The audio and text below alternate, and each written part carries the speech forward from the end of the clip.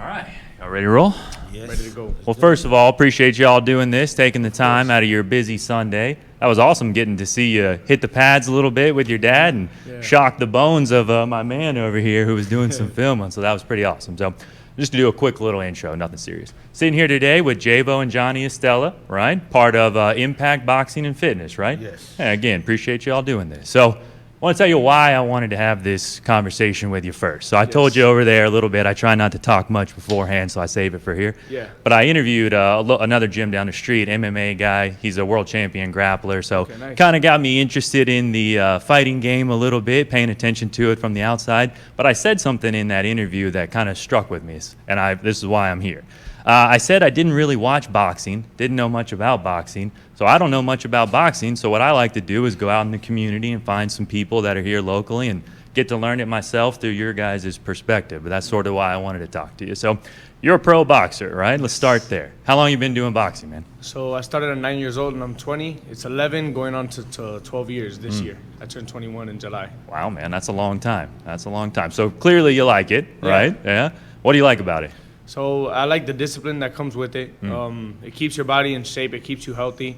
And I like winning. I really do. I like winning. The training is a big part of it, whether it's 2 to 3 times a day or whatever time area that is. I like winning, and to win, you got to train hard. Yeah.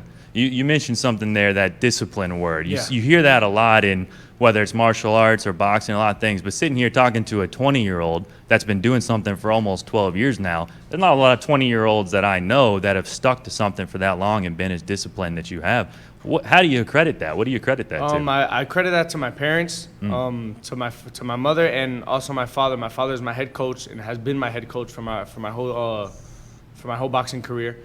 Since I was 9 years old, 10 years old, all these ages. When I was in elementary and middle school, I was waking up at 5 o'clock in the morning, run 2-3 miles, then go to school, come out to school to go back to training. And as a young kid, that's all you knew. That's all I knew. It was training, go to sleep, training, and that was for the most my childhood. That's awesome, man. And That's credit what it to your made me parents. get to what I am now. Yeah, that's awesome. So, Dad, what's it been like? Can I call you Dad, or you want me to call you Johnny? Or You can call me however you want. Either way? Dad, Johnny, it's fine. what has it been like training your son for that long? I mean, did you have that plan starting him early, or did he come to it, or have you been doing boxing as well? He fell into place. I used to keep myself in shape because I boxed when I was younger, but didn't amount to anything that he has accomplished. But I try to stay in shape, so I had a bag in my house and a speed bag. And every time I get out of work, I had a pool. I go for a swim, and then I will hit the bag, and he will be watching. And while I was doing the swimming, I will notice that he will be hitting the bag, and he was like 3 or 4 years old. Wow. And I'm like, wow, can this one stuck with this? And little by little, I realized that, maybe he can do it. So I marked the bag for him and stuff, and that's where it all started, And once I knew he could do it, we did other stuff to see if we could shake this off. And he was a terrible teammate back then. So I was always saying, you should box because Explain with to boxing, him what that means. Like in group sports, like in or group sports. like Meaning I like to win. He likes Yeah. to win, so sometimes it doesn't go your way, and instead of encouraging the kid, he will blast him right there, and I will be involved in his sports because I knew how he was. So I would tell him, you shouldn't do that. You should pick him up, but now he's a mentor to all the kids here. Now it's boxing changed him forever. Yeah, awesome. Forever. What were you gonna say? Especially, I used to play baseball and for like a bunch of seasons, for like 4 or 5 years. And I used to be the center field or any position that I was at. I would look at my teammates, and if I see you playing with dirt, playing with grass, and this guy's ready to pitch, I'll yell at you on the field, like, what are you doing? Like, get in position. My dad's like, Jeovanny, you from Aloha, like, get in position. You're keeping him in check, but mostly because you wanted to win. I want to win. So if that bat gets balled to you, not to me, I got to trust in you. Was it harder than in the team sports mentality to like rely on other people that weren't taking it as seriously? I didn't like losing because people weren't taking it seriously. If I lose in boxing, it's my fault. It's my fault either whether it's in preparation that I messed up or in the fight I messed up. it's your fault for the most part. Yeah, that is the difference between like a competitive team sport and obviously an individualized sport like you. It's all on you. Yeah, which is probably good and bad in a way, because sometimes in those team sports, you lose as a group, you win it as a group, but here it's got to be hard, from a losing standpoint. I lose as myself, or I lose as a group sometimes, depending on what the situation is. But when I win, it's never I win by myself. It's I win because of the preparation that I did. You know what I mean? If I lose, it's because what I did in the fight or in my preparation to myself. Because if I listen to all the preparations and stuff, I listen to all the directions, I should be winning. Yeah, that's a very humble outlook of it. Win as a group, obviously, because it's not you in here. Got to see some of your training, and obviously, it'd be hard to learn some of that stuff by yourself. So, walk me through what your career has looked like. I see a lot of your accomplishments over there, right, on the wall, and that's awesome. But walk me through what that looks like again from somebody that doesn't really know. I know there's amateur and then there's obviously professional, but walk me through what your career's been like. Amateur boxing, I finished with 78 fights. 78? Yeah, 78 fights, amateur fights, and I went 67 wins and 11 losses. Wow. So we had a pretty good career. Yeah. I started my first fight at 10 years old. I started boxing at 9. First fight was at 10. We took a year. And we tried to fight after a couple months in, but I was a big kid. I was like 95 years old, 95 pounds and 10 years old, 9 years old. So I was a little big kid. Yeah. I was never like big and chubby, but I was big. Tall and muscular. Yeah, that adds weight. Yeah. So and I didn't get the height that I have now. Now I'm 6 foot. I didn't get the height that I have now until I got out of high school. I was like 5'6", 5'7" in high school. Oh, okay. So you had a growth spurt post high school, huh? All right. Right after high school. So I wish I had it in high school. Yeah. I started at 10 years old with my first fight. My first year of boxing, I probably fought like 3-4 times. We didn't fight a lot. Not like now. We compete. Every month we have a kid fighting from the gym. And we really started fighting when I turned like 14, 15, 16. 15 years old was when I got my first nationals. I went to my first national. I won states. I won regionals, and I went to nationals to compete. Wow. And 16 was my best year as an amateur, I would say. That's when I got the sponsorship by Title Boxing. Nice. I actually fought the most that I've ever fought in 1 year, and that was 16 times. In a year? Yeah, and I went 14 and 2. Wow. So you're going twice a month in some cases at 16 a year. I think one of them was 4 times. It was a week. Wow, man. Jeez. It went 1 week, I would see my opponent that I'm fighting the next week. And we were fighting on the same card, and then the next week I'm fighting him on the same card. Wow. So that's a lot of amateur fights coming in a short amount of time then. And then so sponsors start coming in, title, things along that nature. Obviously, you're getting noticed because of a record like that, right? And then how does pro come? How does that happen? Pro came in when we turned 19 years old. When we turned 18, we were thinking about going pro. But we probably had like 50-something fights, 60-something fights. And we were like, we could finish with a little more. We were doing good. We had Title on as one of our sponsors. Title came in that year that I turned 16, and I ended up winning. I actually went to this tournament called Sugarbird Boxing. This was my 3rd or 4th time winning the tournament. Wow. And so I was the number 1 seed in that tournament for 3-4 years. And I weigh in. It's a Friday, Saturday, Sunday. I weigh in on Friday, and once I make weight, I look at this table that says Title Boxing all over, like gloves, merchandise, and I look up and there's a poster of like Roy Jones Jr. and Title Boxing gear. And I'm like, okay, that's pretty cool. I look to the side and I see this poster, and I'm like, I don't even look at the left guy. I look at the guy on the right, and I go, what the hell? I look at his shirt, I look at his headgear, I go, bah, I whooped this guy's ass. I was like, I fought this guy in Georgia. This the guy that whooped his ass, this and that. And my dad goes, that's you idiot. That's you. And in Florida, in amateur boxing, they knew me very well. So all my friends started like, whoa, Joe was on a poster of Title Boxing. Nice. And then I go up to the owner of the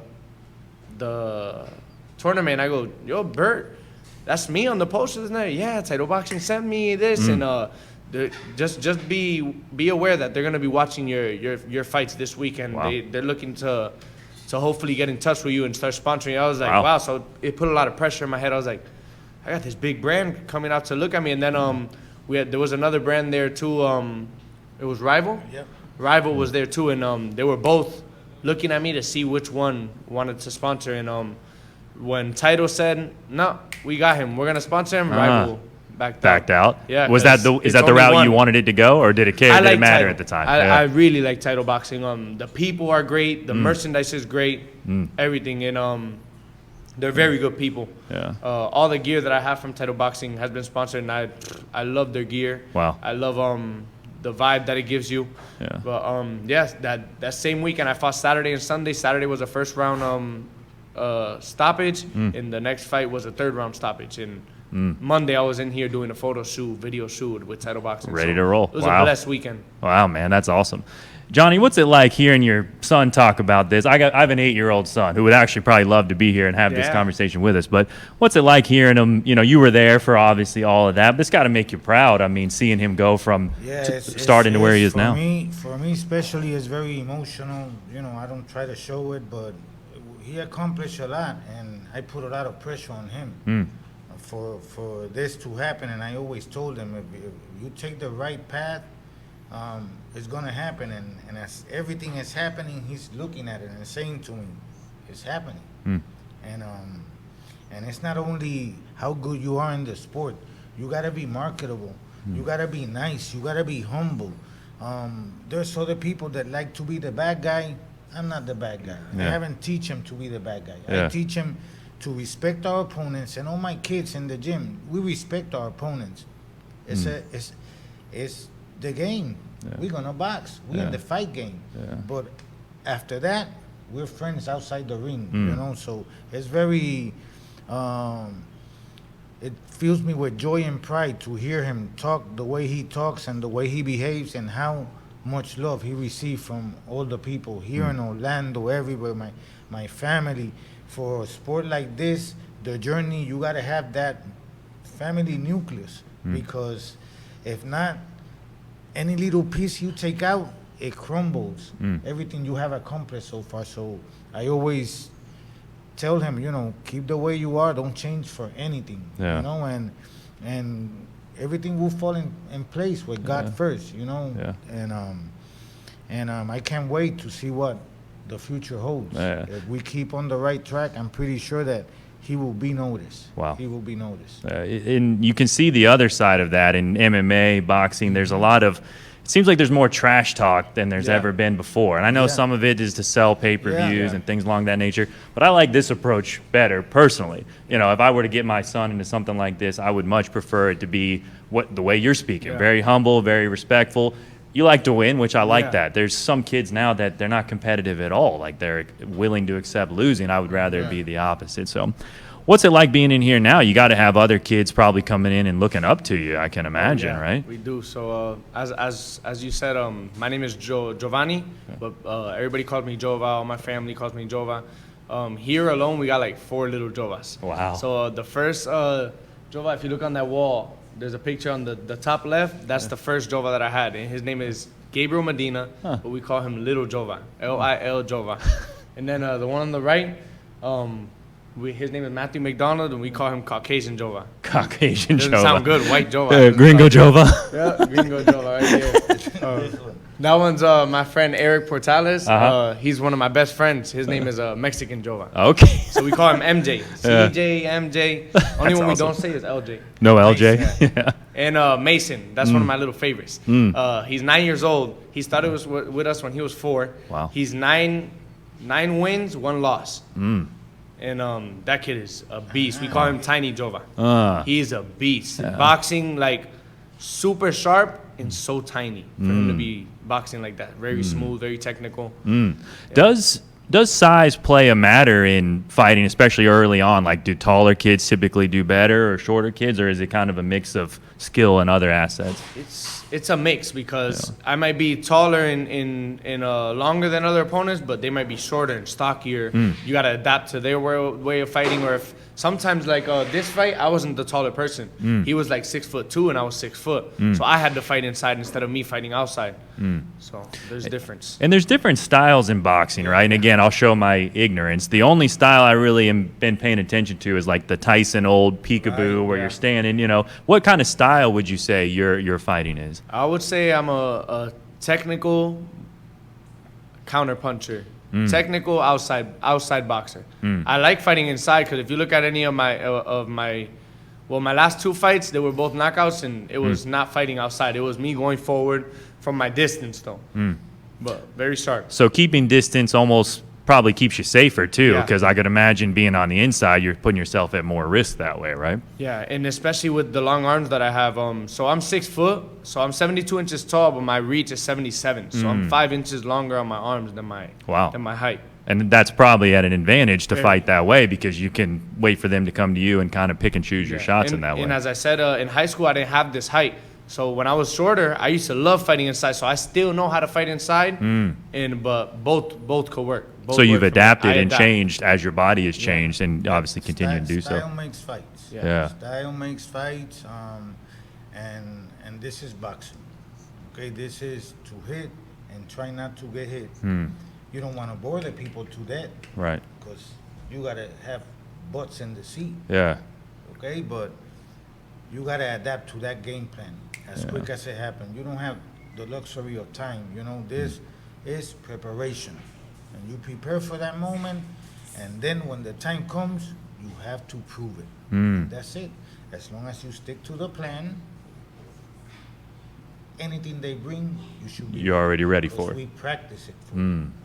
And is that how you take your practicing approach? I don't want to say anything I'm not supposed to say, but I saw some like numbers on the board over there, and I've heard about this in the past. Is that like code, so you know like a 1 means this, a 2 means that, 3 means that? I switch it around, so I got numbers, because 1, 2, 3 is basic. Everybody knows that. Right. So what I do that I like to do is switch the numbers for a combination. That I say 6, and my guys know what a 6 is. So it's a combination. So you Got hear it. that, and in numbers, 6 should be either a left uppercut. I think a left uppercut. From there.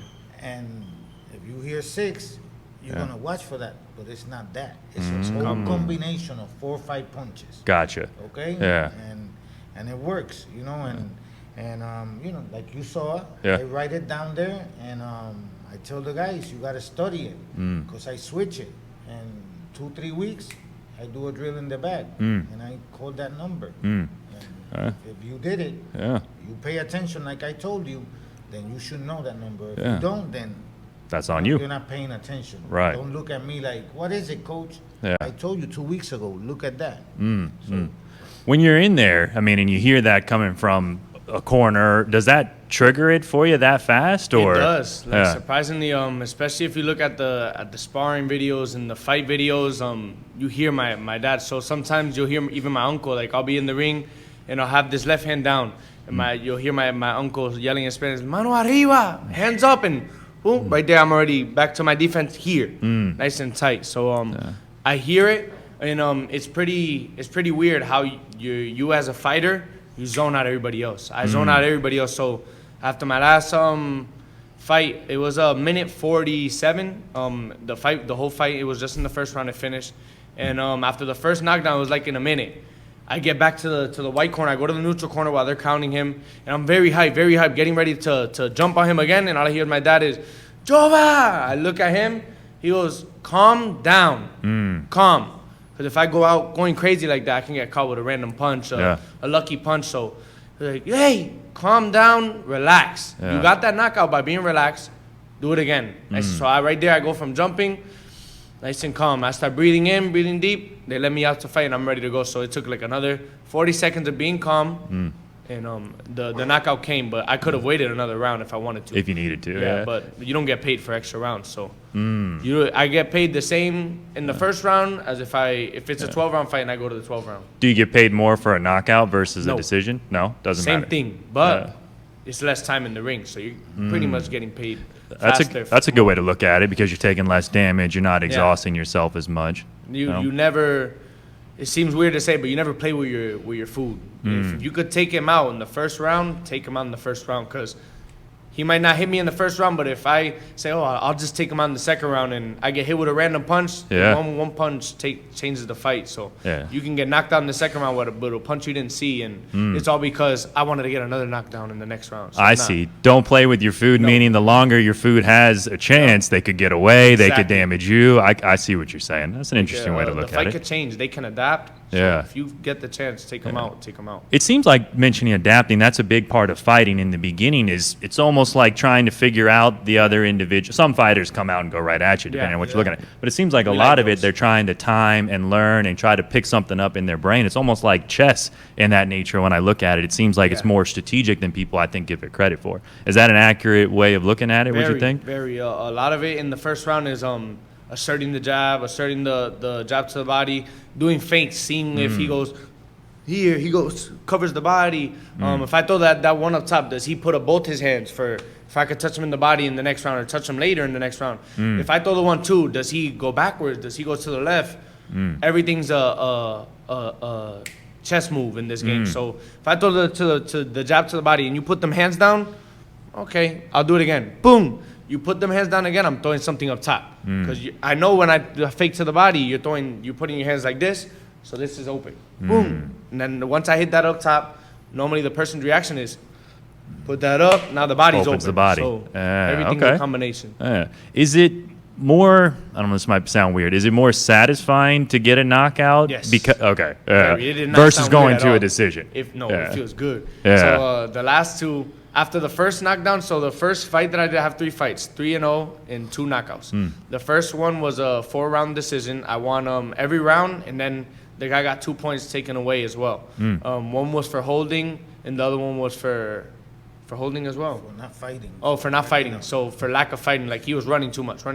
Oh, okay. So if they're not engaging If they're not or if they're engaging. holding too much, ref can take points away. So Okay. since he was doing that, so normally it's 40-36 if you win each round. So it's 40-34 because he got 2 points taken away, and so it was a shutout on the cards, and that felt good because boom, I won my first fight in front of all my family and stuff. But when I fought that second fight, and I think it was 50 seconds in, boom, the first knockdown, it felt so good. And I've gotten stoppages and knockdowns in the amateurs, but you hit somebody with 8-ounce gloves compared to 12-ounce gloves, and with a headgear, there's a big difference. I hit somebody with no headgear. It feels good. Okay. And as soon as he fell, I turned towards the white corner because I'm already adapted to.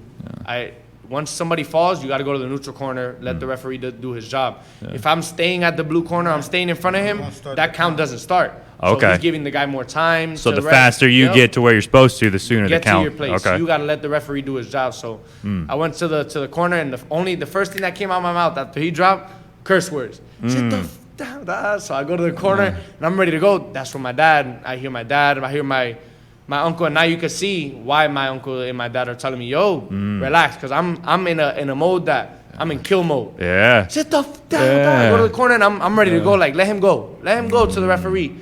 I'm going to jump on him when he gets out, but nice and calm. And I think it was another 30, 40 seconds of nice boxing, and boom, he fell again. My hand actually got stuck on that second knockdown. It got stuck on the ropes. I ended up pivoting out the ropes and hit him with an uppercut. Boom, he fell out.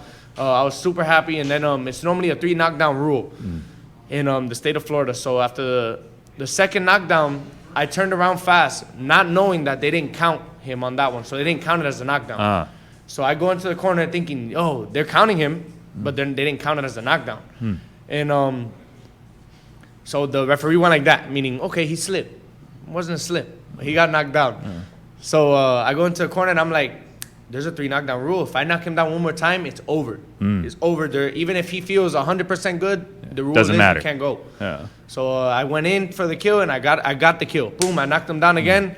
So I ended up going to the camera. I was like, let's go. I was done. Yeah. I went to the corner, and I'm seeing the referee start counting him, and I'm like, I thought it was a 3 knockdown rule, so there's no reason for you to count him. What are you gonna count him and then say it's over? Like, Yeah. So he lets him fight again, and right there in my head, that kind of messed with me. I'm like, isn't the fight supposed to be over? So in my head, I'm like, they're cheated. I told my dad. First thing I got to the corner, he's like, oh, you're doing amazing. This, the other. Wow, they're cheating. I was like, it's supposed to be 3 knockdowns. Yeah. But I didn't know because I turned around so fast to let the referee do his job that they didn't count the second knockdown. Yeah. So right now, the guy had 2.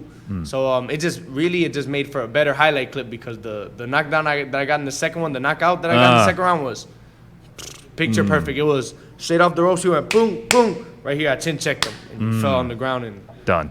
it was done. It was over. So Yeah. it made a better video. Got it. And that's got to be a little bit of it nowadays, making better videos, making better highlights, because that helps show the product that you're putting out there, right? So these things are all filmed. I mean, all these pro fights and stuff like that. Yeah. Like People can see them, or yeah.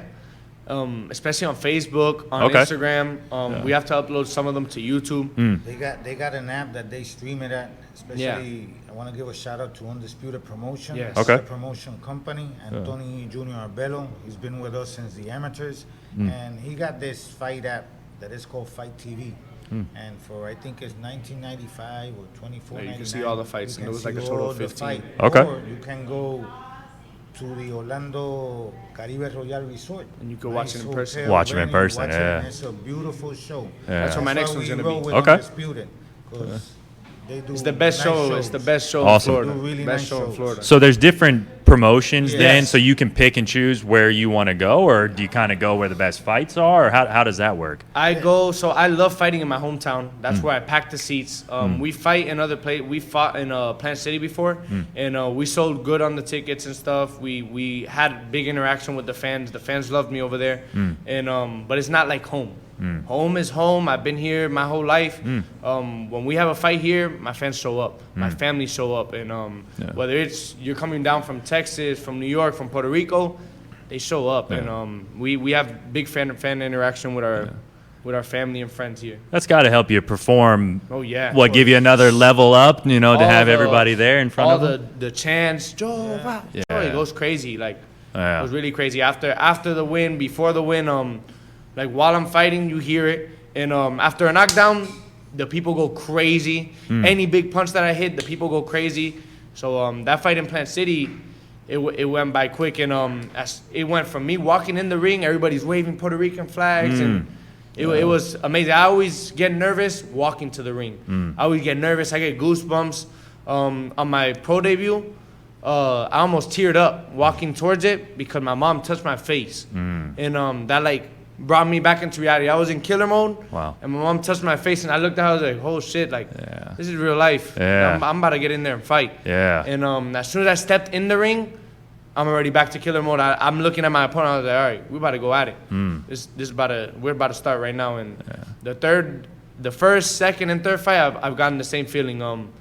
Chills when I'm walking to the ring. As soon as they take off my gear, my stuff, and I'm talking to the ref. The ref say, oh, I want a clean fight. No low blows. Anything above here is good. No hitting behind the head. When he's telling me the rules, it seems like the other 78 fights that I had in amateurs. So I'm already, all right, when that bell rings, I'm back at kill mode.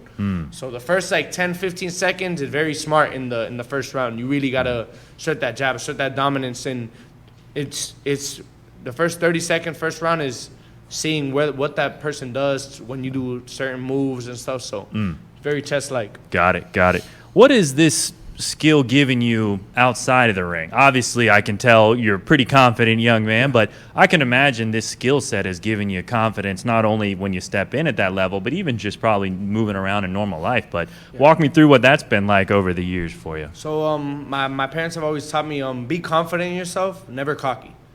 Cocky gets like there's always like something to backfire. Sure. Something's gonna backfire. Whether you're talking crap to somebody trying to be cocky and you don't do what you said you were gonna do. You said you were gonna knock his ass out. What happened? Now he dropped you and you look bad. So be confident in your ability. Be confident in the training that you do. Trust your training. Trust your partners and stuff like that, and you'll be okay. But never be cocky. Be confident. Yeah. But my boxing has taught me to be disciplined, and my parents have taught me to be disciplined inside the ring and outside the ring. I'm 20 years old, turning 21. I'm not going to the club when I turn 21. I haven't gone to the club before 21. I don't drink. I don't smoke. I don't do any type of drugs. I don't go partying to the club. I don't go partying with friends. It's not my lifestyle. My lifestyle is boxing. So at 12 o'clock at night when people are out partying, I'm sleeping. I got to run at 4:30 in the morning, 5 in the morning. So my lifestyle is different from other people. Yeah, that discipline I think is invaluable. From again, having children of my own, I'd love to make sure they come out saying that when they're 20 years old. But it seems like that's the difference. Somebody can be very disciplined, and there can be people that have skills that are out there partying at night. Yep. You know, if you think about like MMA, like I always think of John Jones, right? That guy talks about how he's out there drinking and partying, but he's still so skillful that he can come in there and kind of back some things up in certain cases. But he's the one I think of that instead of being confident, he's cocky, right? He's running away from, you know, he ran into that lady or whatever happens. He gets in trouble all the time. But, you know, those kind of things, you wouldn't want that. I wouldn't want that for my children. Sounds like obviously you don't have that here. Everybody's watching. Yeah. You got to be careful how you behave. Yeah. Everything. Now these days, them phones are there. Everything's That's on right. camera. Once you're in there, they throw it through that web and It's out there. everybody knows. Yeah. Not be like before. It has to be a newspaper or something. Right. Somebody. Yeah. Now anybody can record, so you got to watch out what you say, how you behave, and Yeah. especially on the streets. An athlete, especially a combat sports athlete like MMA and Professional fighter. and professional fighter, they gotta watch out where they go, what they do, because there's always somebody that doesn't like you and want to start some trouble, and then you can avoid it as much as you can, but you're gonna be liable if you touch that person. Right. Once you're a pro, you're looking at jail time. Yeah. So you just Especially gotta how be bad you careful. hurt that person. I always tell them, let them yell at you or anything. The only thing that you cannot let them do is touch you. Right. Now when they touch you, then it's on, you know? Yeah. What But happens even after then, that That's on them. happens Even after then, you got to protect you're gonna yourself, be but in you trouble, can't protect yeah. yourself fully Yeah. because Yeah. you have a pro license and stuff. So Right. you can't let them touch you. But when you do put your hands on them, you can't use all your force because now you tried to kill him. Now it's manslaughter. that. Yeah, it could, Yikes. it could Involuntary. easily Yeah. backfire, you know? Yeah. So You gotta got watch trained out. weapons, man, you know, so I guess if they know- look at it that way. I know friends that have friends that got in a fight in the street. He was a pro boxer and knocked the guy out after the club. Fell back on the sidewalk, killed himself. Now he's dead. And now he's in jail. And I mean that Over messes what? up your What whole- happened in the beginning? You know, how did it Yeah. get to that point? You know, but it is interesting that pro fighters and people like yourself, you have to be worried about that and making choices like not going to the club, not putting yourself in that scenario. But there is something about other men that have like this ego thing that are probably like, oh, I can challenge this guy, I can challenge that guy, and especially if they're out and been drinking or whatever the case may be. But I had stuff like that in high school. Did you? I call it liquid courage. Liquid courage, Yeah. yeah. What happened in high school? So I only had to fight once every school I went to, and I only went to 3: elementary, middle, and high school. And elementary, I fought in 3rd grade, and I was already in boxing, so I beat that kid up. And middle school, I ended up fighting. I was in 6th grade. I fought another 6th grader, and that was bad. It was right after school on a Friday. It was like building up for Monday. Things happened, things were said and stuff, and he was talking too much crap. So on Friday, I got the kid off the bike. I was like, yo, what's up? We're gonna fight, this and that. And right when it was like the movies, like it gets to the big crowd around us, and all I hear when we're about to fight is, wait, I can't see. My older sister. Oh, geez. So I was in 6th grade, she was in 8th grade. She didn't care about that I was fighting. She wanted to see. She wanted to see. 'Cause She wanted a knows better what was view. around me, yeah. So I ended up the fight was pretty quick off on the like stand up. It was the kid fell down. I got on top of him and we start fighting. And then after that, the kid started bleeding and they pulled me off. I leave. The kid leaves and I get called. That happened on a Friday. Monday I get called in like 5th, 6th period on the like actual intercom. So it was big. It wasn't like they called my class. And my parents didn't know about it. We didn't tell anything. So I get called to the principal's office. I go into the principal's office. I have the dean and the principal and the kid that I fought. He's in the seat. With, all covered up. Cut up. Jeez. He had like a little sad face on. And I'm like, in my head, I'm like, you snitched on me, mother. And so I sit down, I act like nothing. And the principal didn't even talk. The dean goes, do you know why you're here? And I go, I have no idea why I'm here. And she goes, listen, we're going to cut the crap. It's either you're going to fess up to what you did or I'm going to call your parents and you're going to get suspended. And this. I was like, no, I get it. I fought this and that, but it wasn't on school campus. They were like, I don't care if it was on school campus or out of school campus. And then they said, do your parents know? To me. And I was like, no. And they were like, do your parents know? He was like, yeah. And they were like, and why is that? They were like, because I went to the hospital. And I was Oh, jeez. crap. I was like, I had to tell him. yeah, so they tell me, you're going to get suspended outside of school. I was like, listen, I can't get suspended out of school. I'll get like in real trouble with my parents. Like, I'll get in big trouble. It's not good for me. I was like, is there anything we could do like that me and him do? And they made us do a no contact contract. I got suspended in school suspension. So they never found out until I told them. But that was lucky because I would have gotten in trouble for fighting out in school. And I didn't fight 7th grade, didn't fight 8th grade, didn't fight 9th grade. And now I'm already in high school. Yeah. And when I was in 10th grade, I had older friends and stuff because my sister was in 12, so I knew her friends. They knew me. And in high school, I had this one friend that knew me from out of school, that I boxed and everything, and he was the captain of the football team. This guy, like, I did a training with the football team once, and he ended up saying, after we're done with the locker room, they just want to start talking. So he goes, I know who doesn't have hands in this room. Jeovanny. I'm like, listen, buddy, you know me outside of school. I was like, you might be bigger, but that don't matter. He's like 175. I was like 140 in high school, 150. I was like, you might be bigger, but I'll whoop your ass. And he goes, oh, yeah, then bring your boxing gloves to school tomorrow. And I go, I'm not bringing my boxing gloves, but if you bring yours, because I don't want to get caught in school with boxing gloves. There's no thing that you can tell to your teachers. Why I got boxing gloves. Why you brought them, Why you brought weapons to school. So you bring your boxing gloves, nah, I'll put the gloves on with you. He ended up bringing a pair of black, 16-ounce gloves. So it was just a black pair of gloves and a pink pair of gloves. And those pink pair of gloves, for most people, they're like, oh, those are girl gloves, this and that. But they're normally smaller. So he said, you can use the pink ones, this and that, like thinking he's funny. Yeah. Little does he know is he giving me the lighter glove, the smaller gloves, buddy. So which is better for you. I'll use the pink ones. No problem. It's a different from 10 ounces from 16 ounces that you're using.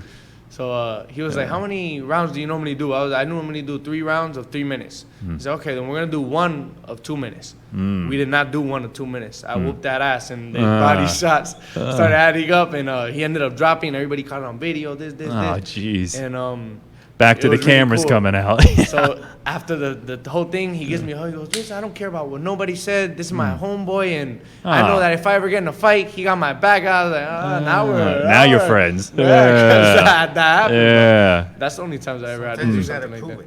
Yeah. Then it happens. Yeah. But in high school, I always had people like that. Having it right there. There was always people like that. Like, in high school, my friends knew that I boxed and stuff, but I wasn't one of those people that I'll go up to you and be like, hey, watch out, I box. Yeah. That's not the type of person I was.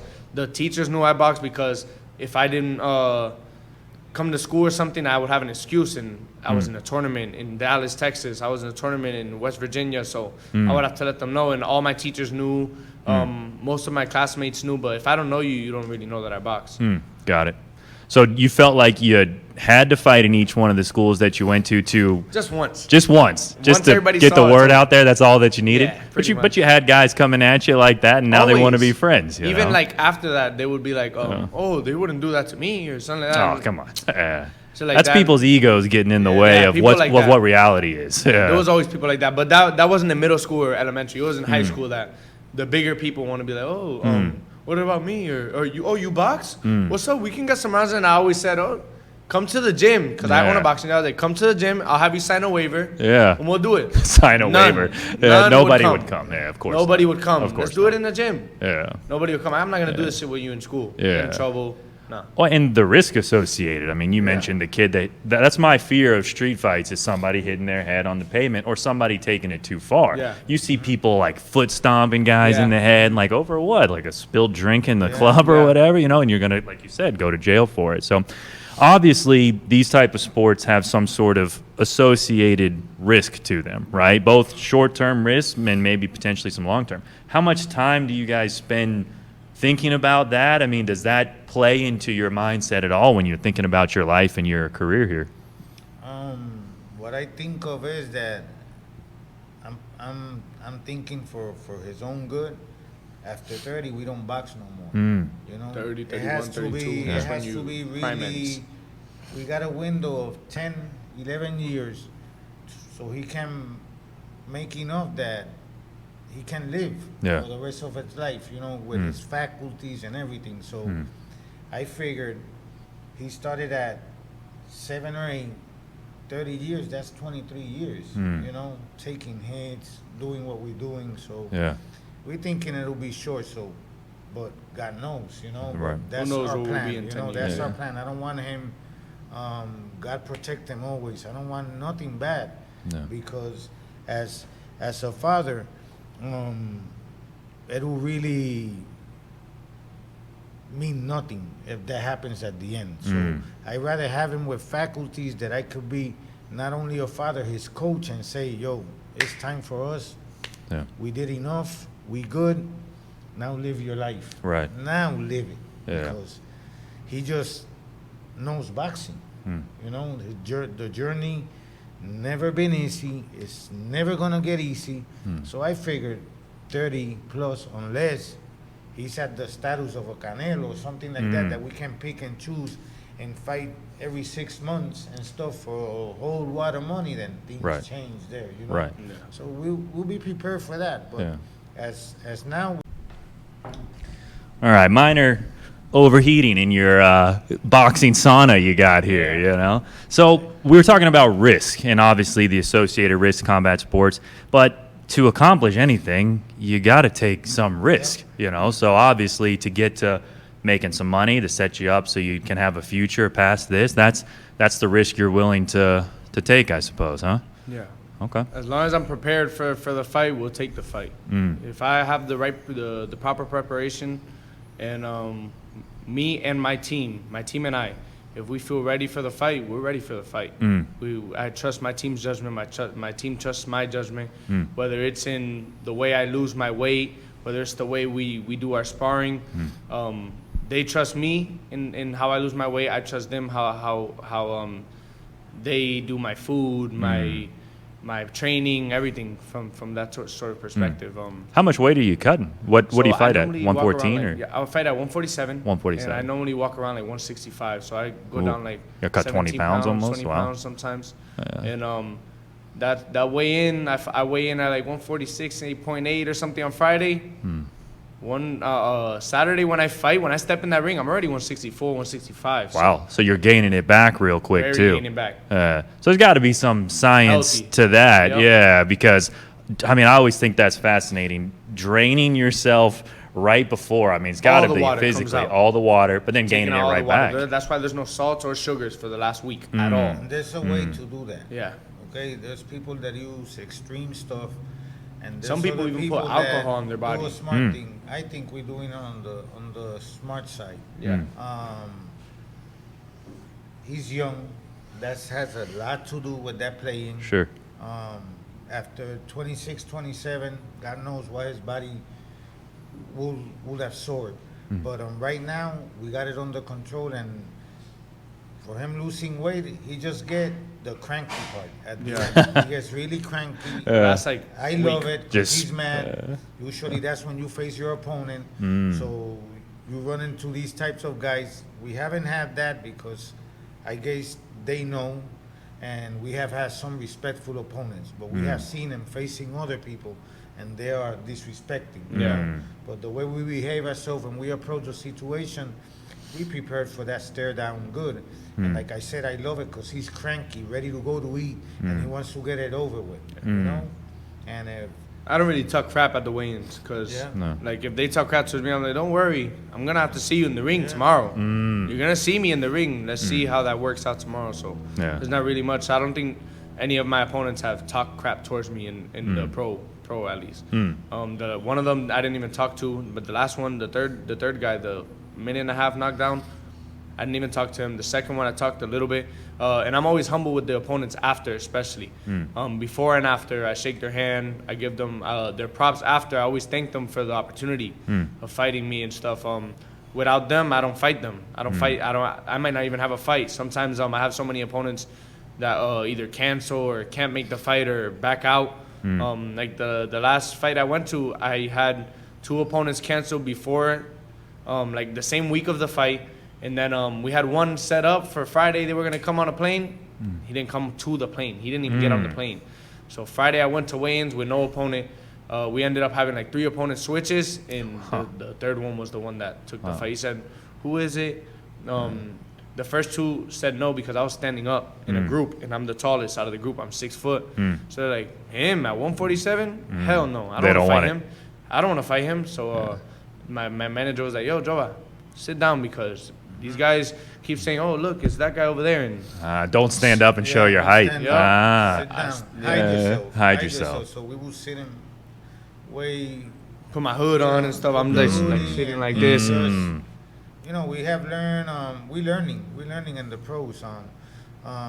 You usually don't fight the first guy. Nah, hell they offer you, you know? I've never fought the first guy. So we kind of I've never fought the first 2 guys that they've offered me. Why? Because they either back out or certain things something happens. Something with their medicals. Injury, whatever the camp says, you never know fully the truth.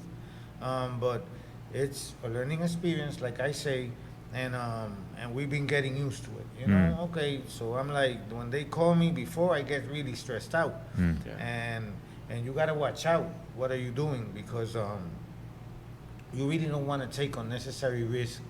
You don't have to at this stage. Sure. You know, once it's time to step it up, we will step it up like everybody else in the game. But right now, we're just getting comfortable in the game, letting people see him. So he could bring more fans than he already has now. Right. So it's all about marketing that product, which is him, and going through it smart and easy. There's not a rush. We already been in it 11 to 12 years. So we know we stay in our lane until it's time to step it up, and when that time comes, we're gonna be more than ready. Has it been hard to stay patient, you know, for when your time is, or, you know, have you ever felt like, okay, my time's now, or do you have that patience and know that it's coming down the future? Every time I'm leading up to a fight, I get anxious to fight. I want to get it over with, but I know that I'm training right now for that time is now. When I get in that ring, my time is now. It's my time to shine. So all that training, all those days that I'm killing myself in and out the gym, it's for I can win now in a dominant fashion. I want the win. So just like the last, I think the second or third fight, I think it was the third fight. I was upstairs jumping rope, and I was on my last weight cut.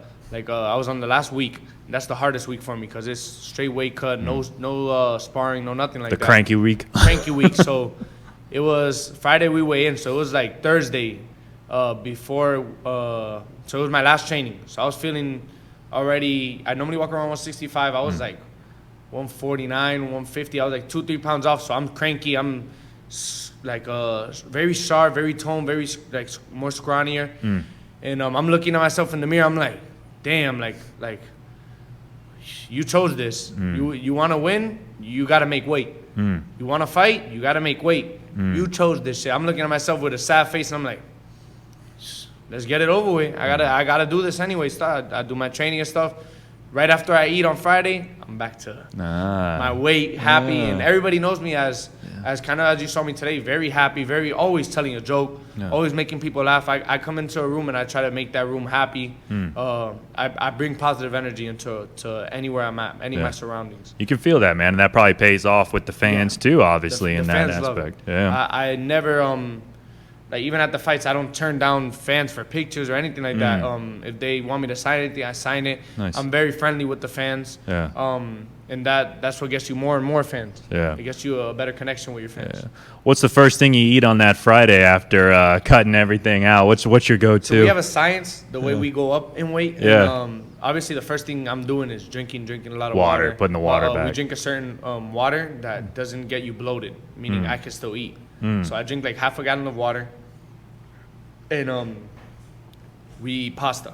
So we go to like Olive Garden, we'll eat soup, and the soup is supposed to like spread out your body, get it a little like open up your body, open up your stomach, and then you eat pasta with a bunch of bread. And Olive Garden, they have all the bread. carbs you can get, or sticking the bread inside the soup. Then I eat pasta with it, and it's a lot about carving up a lot of salt. We buy extra pasta and take a lot of Pedialyte. Pedialyte helps a lot. Yeah. So I drink like 3-4 bottles before I even fight. Because the main thing is hydrate, right? Obviously, because you're cutting so much water. Yeah. Okay. And you'd be surprised how much strength you get back from the difference between I felt Friday and how I feel when I get in the ring. Once you start getting some nutrients back that your body needs, you can feel your strength come back. It all kind of like rushes. Rushes. Everything that's going into me is going rushing to everywhere, making it feel better, feeling stronger. If I was sore the last 2 days, I don't feel sore when I fight. If you could do this without weight cutting, would that be better? Yeah, but then I feel like that's a big advantage that we have because we know how to cut the weight correctly and how to put them on. Some of the people that I'm fighting are maybe walking around 150 and they're cutting 3-4 pounds, or maybe they're walking around 55 cutting 5 pounds and I'm cutting from 15 pounds. So you're coming in with a longer reach and you're heavier than most people that you're going against. When I fight you, I'm going to be heavier than you. That's an advantage as long as you don't go overboard. Yeah. If I walk around 160, 165 in training and I fight at 170, I'm not used to fighting at 170. I might feel heavier, sluggish, slower. So Gotcha. You gotta put the correct weight back on. Yeah, and it seems that that's obviously a big advantage, having the weight over somebody else. Power difference. Yeah. Speaking of power, where does power come from? Because obviously you've seen him grow and develop at different stages. Was there like a day where it was like you saw where his power just changed, or where does power come from? Say that power, you're born with that. You know, you can't teach power. Yeah, if you hit hard, you hit hard. You hit hard. If you're fast, you're fast. But you can work on speed. Power, you just gotta have that. You know, and he's been blessed with it. He has power in both hands. Not only one. That's a good thing. He's got a jab nice and the right. Nice boxing IQ, in which we feel comfortable in whatever stance. He can fight right-handed or left-handed. Orthodox, but he can fight Southpaw. And that's a problem. Is it different for you when you're fighting a Southpaw versus an Orthodox fighter as much? Because you do hear that that's an advantage. There's less Southpaw people to train with, less Southpaw people to fight.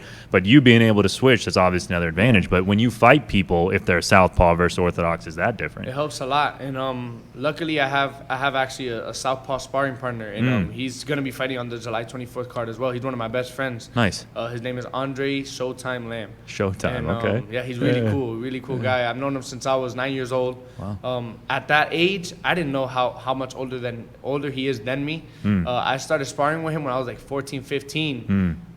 He was 19 when I was sparring him. I didn't know that until he comes this year, and we got really close as friends. I've known him all the way since I was young, but we didn't really talk like now. And we started talking about it, and I go, Andre, how old are you?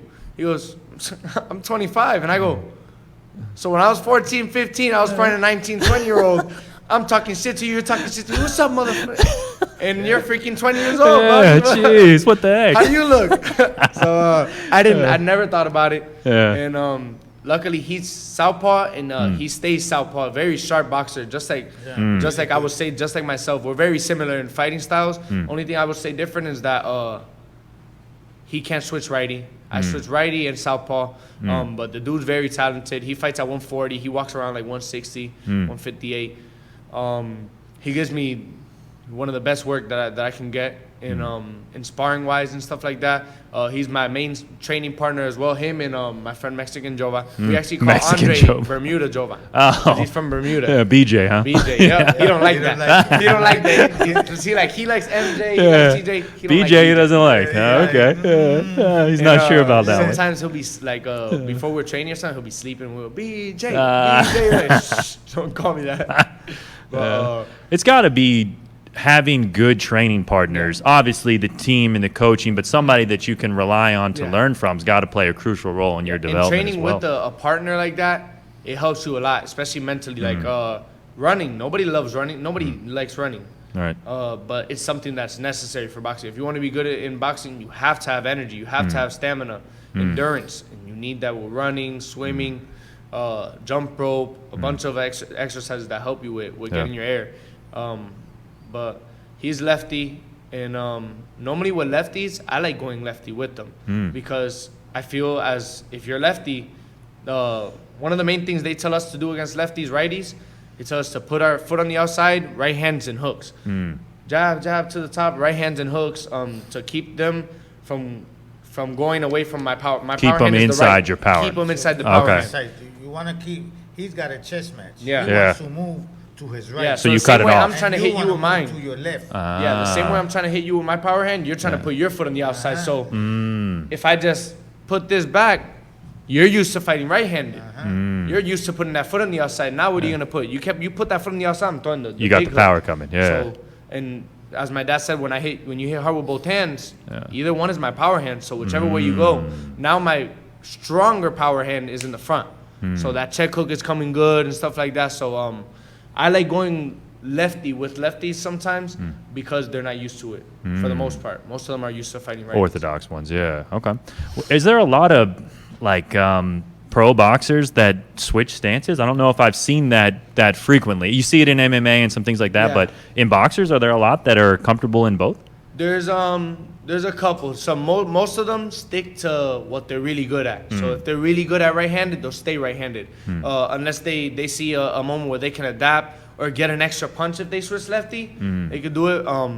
But there's a couple boxers like in the pros that love doing it, fighting lefty and righty. Yeah. But sometimes it's good to stay with what you're good at. Sure. And I feel Miguel comfortable. Cotto was one of them. Yeah. Miguel Cotto? Miguel Okay. Cotto was one of the Puerto Rican stars that who switch in big Yeah. fights, not fighting Yep. scrubs, in big And fights. it works out for Fight a lefty as a lefty, or right all of a sudden switch with an Orthodox fighter. You Yeah. know what I'm saying? That plays mind Yeah. tricks. On that chess game, that's Yeah, got to that play a plays mind mind trick on you. tricks. I come Yeah. out the Like first what? minute righty, then out of nowhere while I'm hitting you or something, I'll change my feet and then you'll open your eyes and he just switched his feet up. Now the punches are coming from a different angle. We'll do something. I'll say, Jova, do it with swagger. And just Jova will just be walking, and all of a sudden, you fighting a left-hander. You were like, whoa, what? Do a little jog with my Because you feet. didn't see it. Didn't see it. He just walking this way, and all of a sudden, he just, from here, like this, but really smooth. Ah. He accommodated, and you're like, what the hell just happened here? So we do it very often, but we practice it. Yeah. You cannot just throw it out there. Right. But sometimes it Hope makes it sense to works. go back to what Of you're good course, at, obviously, of depending course, on the of scenario. course. So, what do you guys think of these YouTube boxing matches? I'm curious to get your guys' take on this in the industry. Here. It's money. Yeah. I don't like it because there's people like myself. I have a lot of friends that have been doing this for 12, 13 years, and Yeah. these guys coming from YouTube or TikTok or certain things, and so I don't really talk too bad about it because they're getting money. That's what they're doing it for. They're doing it for money, but in publicity, and it just sucks for someone that's working all their life for it, for Right. some guy to come in after training 2-3 months to do a random ass fight, get thousands of dollars, hundreds of Yeah. thousands. Well, not even 2-3 months. Yeah. Let's say 3 or 4 years. Yeah. Yeah, You that's already what I'm heard. Yeah. 12 years. Yeah. You understand? And here comes these people because they got fame, and I'm not taking anything. Yeah, I don't away take Sure. from anything them. away from it. Right. They're making money. Yeah. Wish we had that platform. Yeah. Right. But for me, it's a disrespect to boxing. Don't freaking call it boxing. Okay? Because there's a lot of guys like my son that have paid this pavement with blood, sweat, and tears.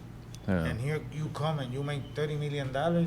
That's insulting. Yeah, it seems like there's two fans, right? There's the casual fan that wants to come in and maybe see somebody they know, like one of these guys, whatever the case may be. But then there's like the hardcore fan that thinks of it like you just said. Like it's almost disrespectful to a guy like yourself that has put the time and the energy in.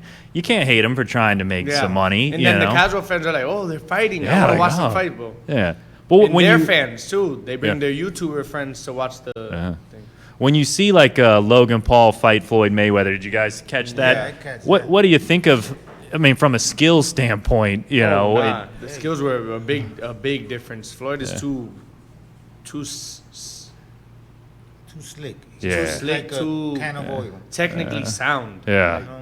He was never in real danger. And No, he never. wasn't. Everybody thought that first round when this guy threw Yeah. those wild Yeah. open hug punches Yeah. that he was getting hit and this guy's looking at him laughing. Yeah. So He just proved why he's the best ever.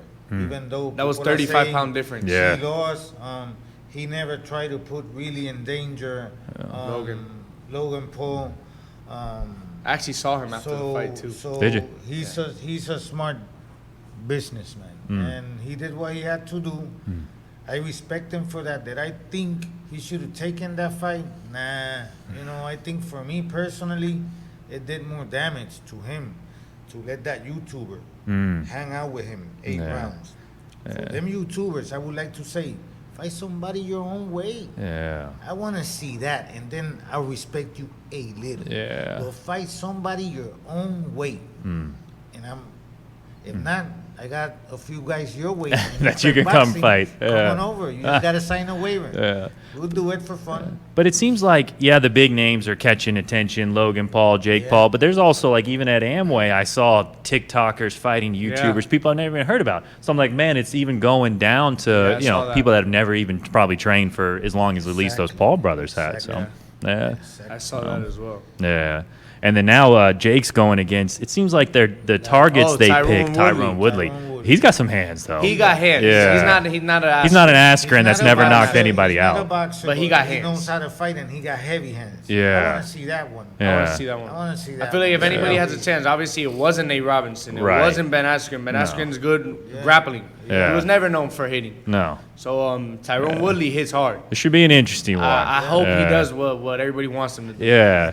That I seems hope. to be the common And theme. that's giving more money to the pole. Yeah. Because now everybody wants to see them lose. Yeah. They are against. Look they're at Logan. them He's against freaking the 0-2. world. Yeah, before he got to fight one of the greatest boxers There ever. you go, Yeah. you know, so- Yeah. But I can feel that disrespect coming from you guys. Obviously doing this for as long as you have, so it's got to hurt a little bit. But is there any positive that comes out of it? Because there's more eyes on boxing now. eyes. There's more people paying attention to it, right? So maybe a little bit more positive in that aspect. It's being talked about. If it's good or bad, it's Yeah. being talked about. And Yeah. That's what makes a good fight, a good movie, a Yeah. good series.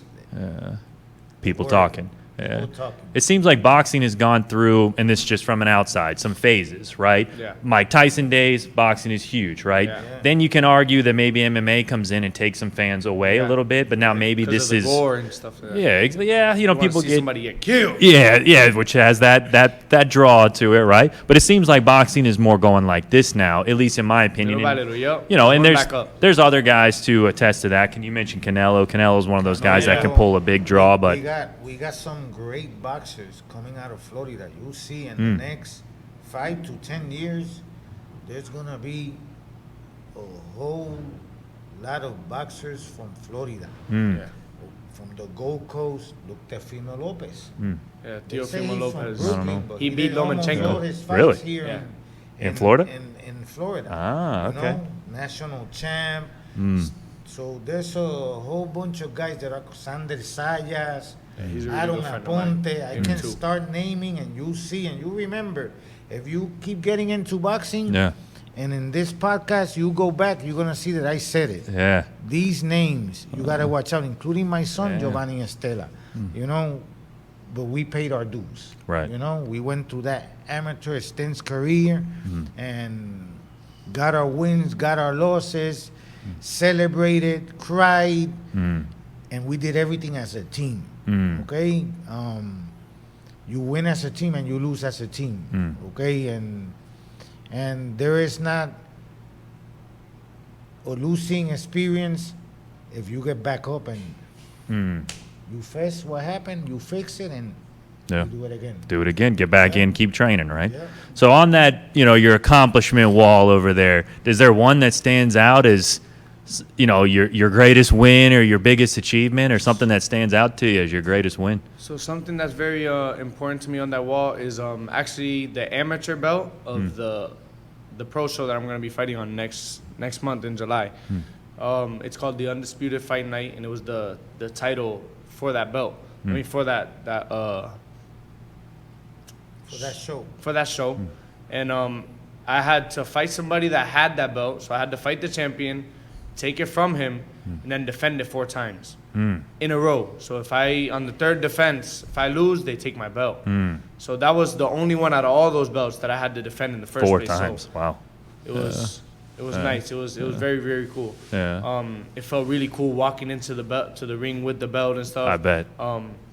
So it was a very that show got us very ready for the pros, because the way they set up their shows, The way they set up the weigh-ins was like a day before. That's the only type of show that you'll see that they weigh in before. Then you weigh in the next day, but that's just for USA Boxing. That's whatever you guys weigh. As long as you guys are in the same bracket, you're good. But for the Friday, you got to weigh the same weight. It was really, really cool. Yeah. I think it would be hard being a Floyd or some of these guys that have never lost. You know, I think there's something to losing that, and I'll ask you this question, that you can learn from. But then if you don't lose, it seems like you'd always be waiting for that day for it to come, you know, because maybe it will, maybe it won't. But, you know, going through some losses, and obviously that's a big win for you. Has there been a specific loss that was one of the toughest ones for you, would you say?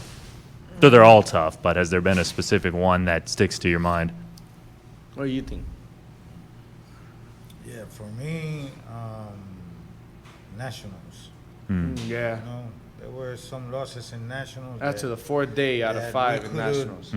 That we were dominating, and then something triggered, and game plan went out the window, and you know, and you move on with it. But it stays with you. When you're dominating the whole time and knew it was the opportunity. All of a sudden, they make a little change, or they say something to you, and you fall into the trap. You know, and you took away the fight that was you were winning. And it's a big difference Decided too. to change the tactics. The way you fight because of the weight you are and stuff. So in Nationals, I was fighting at 152, or like at that Nationals, I was at 141 when I was like 16 years old. And you have to weigh 141 on Monday when you fight, Tuesday when you fight, Wednesday. So it's not like now that I go up 20 pounds, I can't do that. You gotta hold it. Maintain it. So the same way I'm feeling, I'm gonna go up to like 144 to fight, maybe lose a pound in the fight, and then I gotta work out after I just fought to fight tomorrow. So it was a fight, workout, fight, work. So it's a little different. It's a toll on your body. I bet, man. Yeah. And then a lot of people like to have the greatest of all time conversation. You know, it comes up in a lot of sports. But for you guys, when you look at boxing, who's the greatest of all time? Or is there you don't want to mirror somebody's style, you want to be your own person? Is there somebody that you look at that you like what they do, or who's in your conversation when you think of greatest of all time? I think so the greatest of all time in my era is Floyd. I would say 50-0. He fought the best. He might not have fought them each at their primes, but a lot of them he fought at their primes or right before their prime.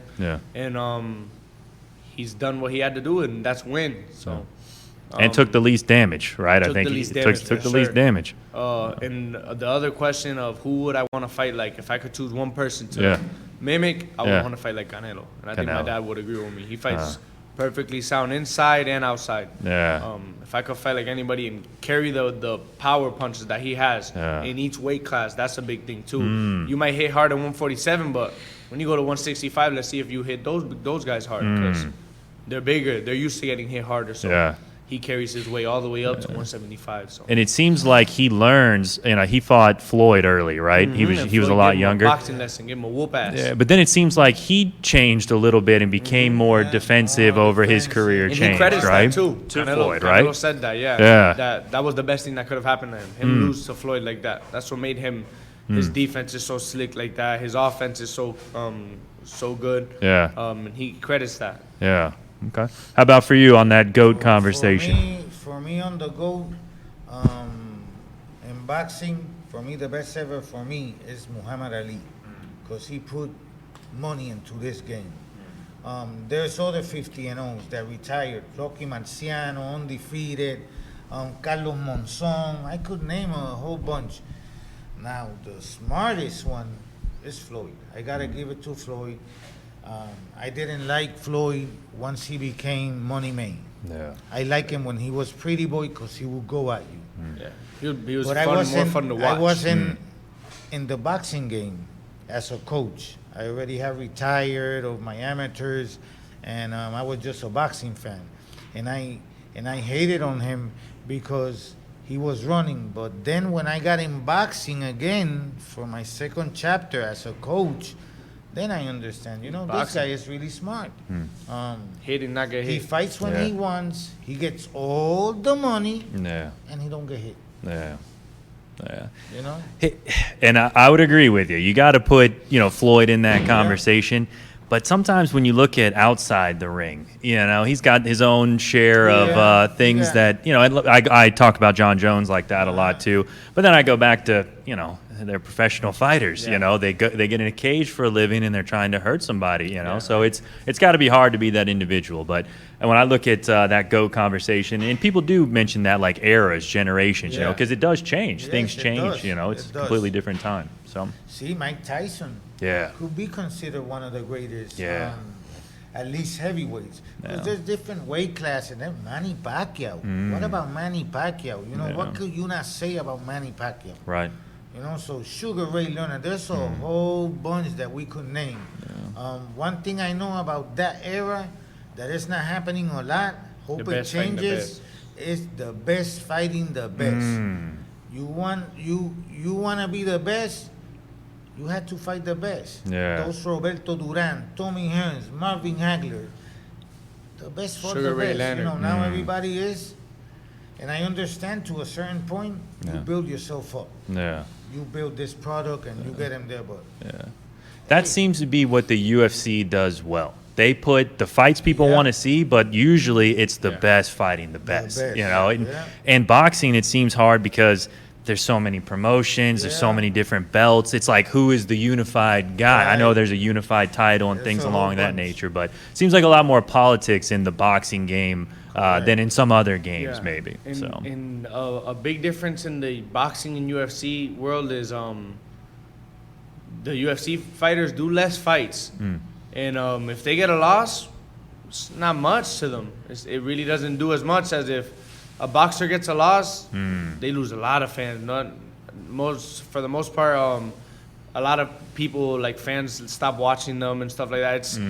If you don't have a O in your loss column, you don't look like the best at all. It seems like that's where the boxers that start to come up are the ones that are 10-0, 12-0. But isn't there a little bit of they're not fighting the best people also in the beginning, right? And as a real fan, not one that just looks at a record, and then going back to what we said earlier, I think some people like a Canelo came back even better after they got one one of those losses, like right? Canelo's fought the best too.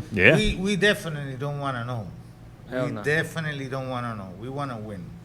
I think a loss at this stage wouldn't do any good. Right. Early in the pro stage, it so wouldn't do anything. There's no reason to take any chances. Right. Like I said before, you take risk with money. And right now we're just getting built up really good, and we'll accept the process. It's a process, and we'll go through it like everybody else has gone through. It doesn't, for me, it doesn't take away from us that we're not performing and fighting best, but our time will come. Do you ever visualize what the next 10 years will be like? I mean, if you have your way, your say, 10 years from now, what does it look like for you?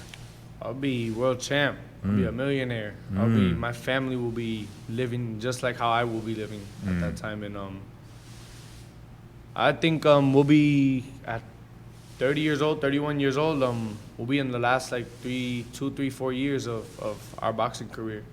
So I like that. And I talk about this on here sometimes, that goal of making a lot of money, right? I've been that guy. I think you got to have this, you got to have that. But the reason you said it, making money to be able to give your family a different lifestyle, because you see professional athletes that start making money and they try to support so many people, and they make it a $50 million deal and they end up being broke in a couple of years. So I like what you said there. Not only about making some money, because that's going to set you up for your life, but taking care of your family, because they got you here, right? They got you to this point so far. I always when I get paid, I always get put like 80 to 85% away in my savings. And Smart I'll have a couple $100s to spend for myself, $200, $300, $400, spend on myself, spend on my car, stuff that I like, on hobbies for myself, shoes, or you got to enjoy it a little bit, man. All that hard work. For the most part, I put it in my savings. Smart. How about you? Same future for him 10 years from now? I envision us being a champion in multiple weight divisions. We're not staying at 147 forever. With the right people on our side, the same nucleus. My wife is very important for us here. We will accomplish it. we will accomplish it, but we got to stay hungry and disciplined. Awesome. If we take, like I said before, any of them little bricks down here, all of this that's here might go and just leave this part here, and you're like, oh my God, now I got to go again. So it's very important for us to stay sharp, make the right decisions, know when to say yes and know when to say no. Okay, sometimes you're in a hurry and it backfires. It backfired yesterday in the top ranked card to one good guy that took a risk, and that happens. Yeah. He was 2-0 and he fought an 8-0 because if he got that, if he won that 8-0, he might get a contract. He might get a contract to stay with Top Rank, and he took that chance. It didn't work out for him. He ended up getting two 8 counts, like 2 knockdowns, and he ended up losing by by unanimous decision. So he put up a good fight, but he ended up taking a chance, and now he's 2-1 instead of 3-0. I like the stuff you're saying, because I think you can talk about discipline, you can talk about being smart on risk versus reward, all those things you guys are talking about, and you can say that about boxing, but you can also say it a lot of things about life too. Know when to take the right times, the right opportunities. So that's why I like having these conversations, because there's a lot of parallels, and I think there's some people that need to hear some of this stuff out there, not just about boxing, but in their own life. So always. I never put myself in or out of boxing. I tried to never put myself in a bad situation ever. Whether it's I'm with my family or I'm with friends, I don't associate with myself with like friends that do bad stuff or anything like that, because they get in trouble, I get in trouble. Right. So I never go out to the club or anything like that. Stuff could happen at the club. You can get in a fight, or your friend get in a fight, and then you got to back him up. And I never put myself in a situation that I feel like I'm gonna lose. I don't like that. I don't feel like it's a smart decision. Just like thinking about it. I always think before I do something. I don't react off of anger either. That's smart. Bad things happen. When I think you're doing good, when people think emotionally versus rationally, I think is when people get into a little bit of trouble in some circumstances. So, could you ever see yourself, and it's obviously you've dedicated a lot of your life to this discipline, but if anybody came at you and said, hey, what do you think about MMA or getting into jiu-jitsu? Have you ever thought about that, or would you ever? I've trained some MMA trainers, some kickboxing trainers, and whenever they see me spar, giving them mitts or training with them and stuff, they're like, yo, you would kill somebody in Muay Thai or kickboxing or even MMA if you learn the ground game, or if you learn this. And I'm like, I just don't feel like that's what I dedicated my 12 years to. Right. Then I would have to dedicate more years to doing something else. Like, I have the hands better than any MMA or kickboxer. Just saying like that, right? Yeah. But if they kick me, hell nah. Yeah. I always tell the MMA trainer I have, I go, yo, if you would have kicked me out, call the cops on you so fast. That's assault. Yeah. One time I was sparring when I was like 15, 16 years old, and I hit somebody with a body shot. He was an MMA guy. Yeah. And he put up his knee. And like, it was just a reaction. He put up his knee and it hit my elbow. I was like, what are you doing? Like everybody was like, whoa, whoa, whoa. And then he was like, no, it was just a reaction. I was like, okay. But like, it's a reaction. You get hit. You want to like try to cover up your whole body. And I had somebody try to do the Superman punch on me. It didn't work out for me. Oh, jeez. It was one of my good friends. He did the Superman punch, and I ended up check hooking him. I was like, I saw that coming. What are you doing? Not going to work. It might work in MMA. It didn't work here. I saw you set up that jump up foot. I stepped back. What are you doing? Yeah.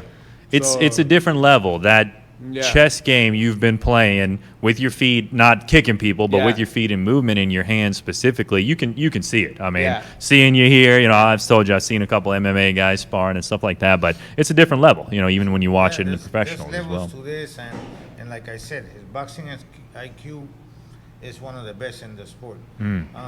You could feel it in sparring. He's sparring, and he already know what the opponent is gonna do. So we talk Spanish. If the opponent don't know Spanish, he's telling me, look, I'm gonna do this, and he's gonna throw this hand. Bingo. Yeah. So sometimes I'll tell my dad, and he's waiting for it right there. I'll be like I'll be in front of the guy or something, and I'll throw a jab to body or something, and I'll see him like tense up, and I go, in Spanish I go, he's about to throw the 2-3. Watch. Boom! I do it, or I'll do the fake, and he'll throw the 2-3, and he'll miss. I go, viste? You saw it? You saw it? Now watch. Now I'm gonna react off of that. Or when I hit somebody with a good punch and I start backing out, I go, now he wants to hit me, pa. Because I just hit him with 2-3 punches. Now you want to get some revenge. You want to get some get back. You don't want to just leave with me just hitting you up two, 3 times, everybody after getting hit, they want to hit back.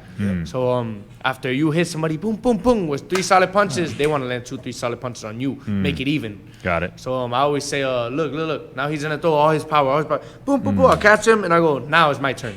I'll tell my dad, now it's my turn. He already wasted his energy.